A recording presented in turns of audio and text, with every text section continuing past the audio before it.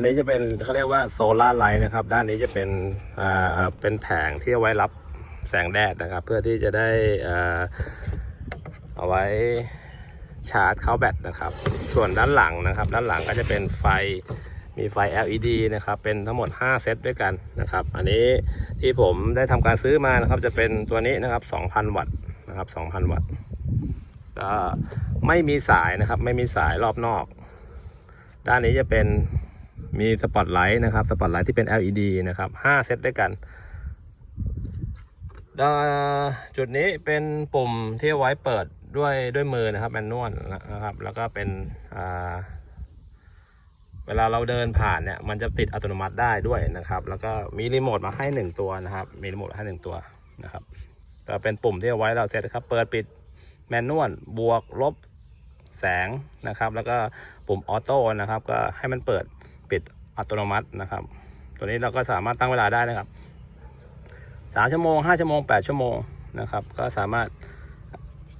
ใช้งานได้นะครับส่วนตรงนี้นะครับตรงนี้เอาไว้ใส่ท่อขนาดประมาณ2 นิ้วถึง2 นิ้วครึ่งนะครับก็หามาใส่ก็ได้นะครับตัวนี้จะเป็นเขาเรียกว่าไฟ UFO นะครับ UFO ไฟสนาม UFO ที่เป็น LED ที่เป็นแบบโซล่าเลยนะครับโซล่านะครับติดอัตโนมัตินะครับติดอัตโนมัติได้ปิดก็ได้นะครับเนี่ยเห็นไหมครับเปิดปิดได้เลยนะครับเดี๋ยวตอนที่ทำขาตั้งนะครับเดี๋ยวผมมาทำคลิปใหม่ให้ดูนะครับก็วันนี้ผมชวันชาแนลลาไปก่อนสวัสดีครับ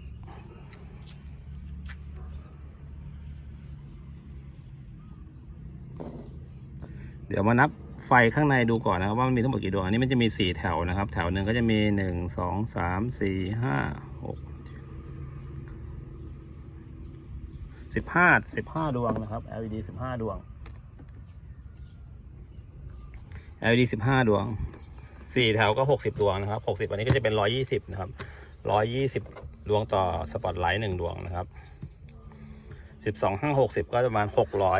600 ดวงนะครับอันนี้ผมหาซื้อมาจากไหนนะครับหาซื้อมาก็ถ้าเกิดลองไปเสิร์ชหาดูนะครับมีเยอะแยะมากมายเลยนะครับก็ลองหาดูได้นะครับก็เอามาแนะนำเพื่อนเพียงเท่านี้นะครับก็วันนี้ผมชวันชาแนลลาไปก่อนสวัสดีครับ